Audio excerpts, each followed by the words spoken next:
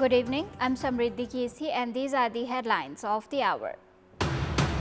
Farmers relieved after long drought broken by rain. Rainfall affects major highways across the country. 3 people in Bazura, Bazang and Doti die from lightning strikes.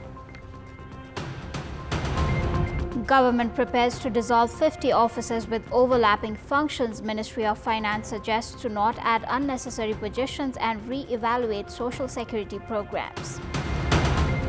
China ready to negotiate with America on tax dispute. EU pauses retaliatory countermeasures followed by Trump's announcement to postpone high import tariffs for 90 days. And Royal challenges Bengaluru and Delhi Capitals currently clashing in today's match of Indian Premier League. Delhi Capitals chasing the target of 164 runs. The weather across the country has changed with light to moderate rainfall occurring due to the combined effect of western and local winds along with moisture-laden air from Bay of Bengal. According to the Department of Hydrology and Meteorology's Weather Forecasting Division, the highest rainfall in the past 24 hours was recorded in Ilam with 110 millimeters of rain. Meanwhile, Sarlahi received 89 millimeters, Parsa 73, Udaipur 71, Saptari 66 and Rautahat 65 millimeters of rain. In the Kathmandu Valley, Kantipur experienced the most rainfall at 29 millimeters, which has helped reduce air pollution in the valley. The Weather Forecasting Division reports that light to moderate rainfall is expected to continue across the country tonight. Additionally, light rain and snowfall have been observed in the high mountainous regions of the country. The rainfall has brought some relief to farmers after a long dry spell. Although the recent rainfall brought happiness to farmers, there were highways in major countries. Highways were in disarray today. Due to ongoing repairs and upgrades since the floods and landslide damaged them last October, most highways experienced disruptions causing hardships for travelers. The fact that a single day of rain from the active pre-monsoon system can block highways indicates that if maintenance is not done promptly, travelers will likely suffer throughout the monsoon season.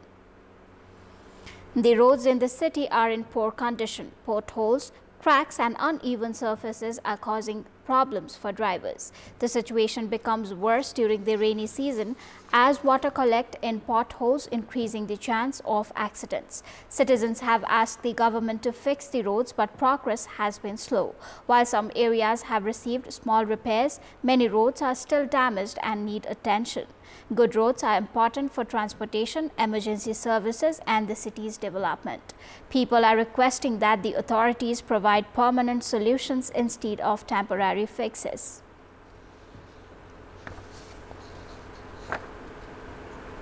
The government is preparing to dissolve 50 government offices in the upcoming fiscal year that have overlapping functions and are not yielding returns.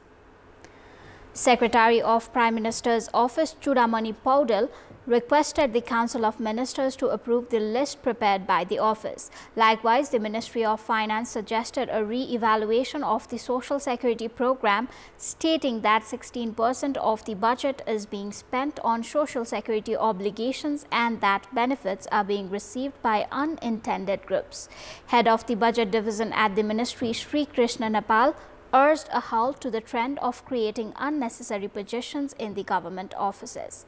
Statistics show that the number of positions in the central government has increased from 48,000 to 56,000 after federalism.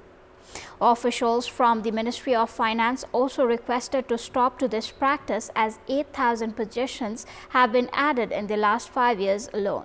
During the discussion, emphasis was also placed on not adding new projects, citing the budget's inability to sustain them. पहिलो number reform कसरी गर्ने भन्दा प्रायोरिटाइजेसन चाहिँ जुन हिसाबले लथालिङ्ग तरिकाले budget विनियोजन हुन्थ्यो पहिला त्यसलाई करेक्सन गर्ने परियोजना बैंकले चाहिँ अक्षरशः लागू गर्ने 3 करोड चाहिँ बजेटको चाहिँ जुन चाहिँ हामीले राखेका छौं त्यो सिलिङलाई चाहिँ कन्टिन्यू गर्ने तेस्रो चाहिँ के हो भन्दाखेरिमा हामीले चाहिँ त्यो रिसोर्स खोज्ने मात्रै भनेको रिसोर्स चाहिँ अब रेभेन्यू कसरी कलेक्सन गर्ने कसरी बढाउने भन्ने कुरा पनि तेस्रो चौथो चाहिँ हामी अनावश्यक खर्च कटौती गर्ने भन्ने हिसाबले भइरहेछ। Finance Minister Vishnu Paudel informed that discussion that a liability of 1.247 trillion rupees in the current expenditure is expected to be created in the upcoming fiscal year. He stated that despite the obligation to increase employee salaries every 3 years, the shrinking government revenue is making budget formulation difficult. According to the ministry, the collected revenue appears to be just enough to cover employee salaries and allowances. Minister Paudel also mentioned that the liability of multi-year projects exceeds 600 billion rupees and more than 410 billion rupees will be required next year for public debt and principal repayment alone. During the discussion, ministers and secretaries from various ministries suggested adopting austerity measures, citing increased unnecessary spending in provincial and local levels. Speaker Devraj Khimire stated that discussions were held at the Inter-Parliamentary Union IPU Assembly regarding the impact of climate change and the unequal treatment in social justice. Khimire, who returned to Kathmandu today after participating in this 7-day conference held in the capital of Uzbekistan, informed reporters at Tribhuvan International Airport that discussions focused on mitigating the effects of climate change and conflict on the world. He emphasized that climate justice is essential for Himalayan countries and stressed the need to move forward with a balanced international partnership. Climate change पाइरहेका असरहरूको सन्दर्भमा अहिले द्वन्द्वले संसारलाई पाइरहेका प्रभावको सन्दर्भमा र सामाजिक न्यायमा देखा परिरहेका असमानतालाई कसरी अन्त्य गर्दै अगाडि जान सकिन्छ भन्ने सन्दर्भमा चाहिँ विभिन्न समितिहरुमाथि भएका बहस छलफलमा हाम्रो सघन के भनेदेखि अनुभव आदान प्रदान गर्ने कामहरु हो। He also mentioned that discussions were held at the conference regarding parliamentary proceedings and making the non-aligned movement more effective. Under the IPU National Assembly, member Anjan Shakya was elected as the member of Standing Committee on Sustainable Development, and member of Parliament Sobita Gautam was elected as the member of the Health Committee. Representatives from 182 countries participated in the IPU conference. It is time now for a short break. We have more news coming up. Welcome back. The Democratic Progressive Panel led by senior advocate Bijay Prasad Mishra has won the election of Nepal Bar Association. Senior advocate Mishra has been elected as the bar president with 5,052 votes. His closest competitor, senior advocate Raman Kumar Shrestha from the professional group, received 2,621 votes. After being elected, newly elected President Mishra pledged to work towards eliminating anomalies and irregularities within the judiciary. लिएर फौजदारीमा परिणत गरेर अदालतको अवहेलना मुद्दा लगाइएको कुरामा हामी असाध्यै गम्भीर छौं। जब यो मुद्दाको टुङ्गो लाग्छ बेन्चबाट, तब बार एसोसिएसनले उठाएका अरु एजेन्डाहरू पनि सम्बोधन भइसकेपछि हामी एउटा मार्गमा अघि बढ्छौं। बारको वाक स्वतन्त्रतामा नियन्त्रण गरेर बेन्च वा राज्यको कुनै पनि प्रणाली अघि बढ्छ भन्ने हामीलाई लाग्दैन।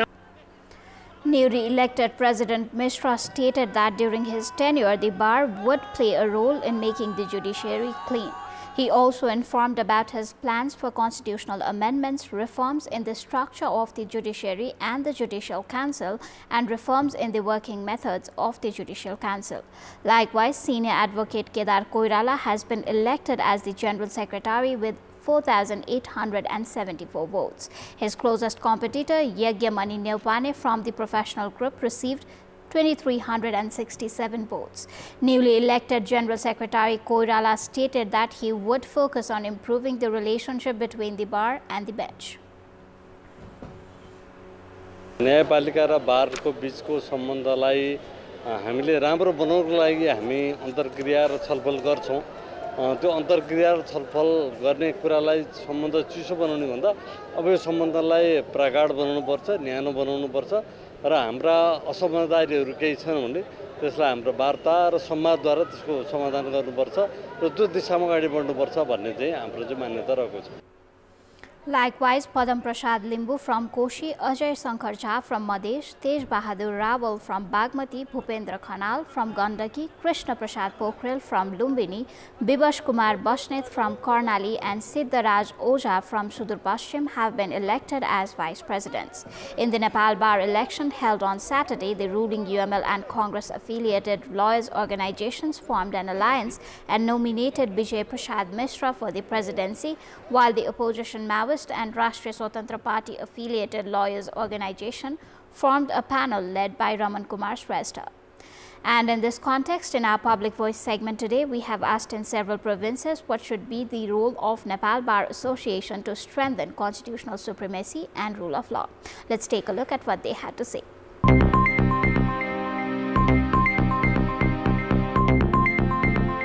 नेपाल बारका सदस्यहरू पहिलो शर्तमा राजनीतिक दलको भागभण्डाबाट मुक्त हुनुपर्छ, पार्टीगत राजनीतिबाट मुक्त भएर विधिको शासन लागू गराउनुपर्छ। महिलाहरूको क्षमता विकास सँगसँगै हरेक ठाउँमा चाहिँ महिला कानुन व्यवसायहरूको चाहिँ प्रतिनिधित्व मात्रै होइन कि उहाँहरूको चाहिँ अर्थपूर्ण सहभागिता भयो भने बार आफै चुक्नु भन्दा पनि कतिपय कुराहरू अब दलगत रूपमा लाग्यो भने त त्यसको अर्थ भएन।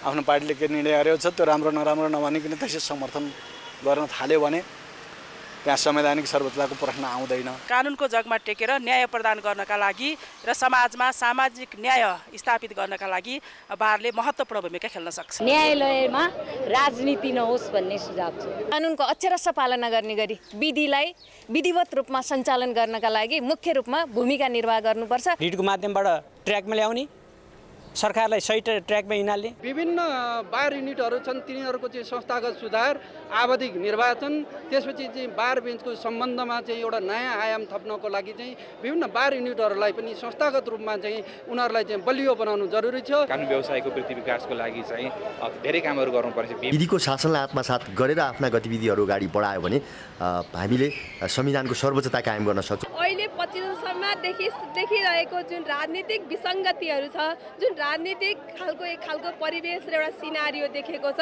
त्यो परिवेश र सिनारियोलाई चिर्न पर्छ।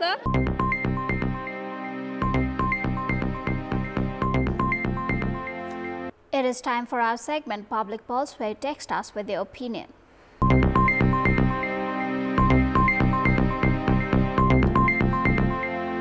But before today's question, let's take a look at the results from yesterday's poll. Yesterday, we had asked you what do you think of the 7 Tarai Madhesh-based parties forming a front once again.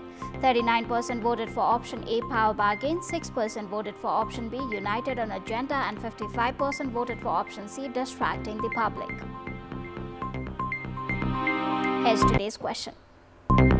What's your take on the dissatisfaction of the ruling party members towards the workforce and government's mechanism?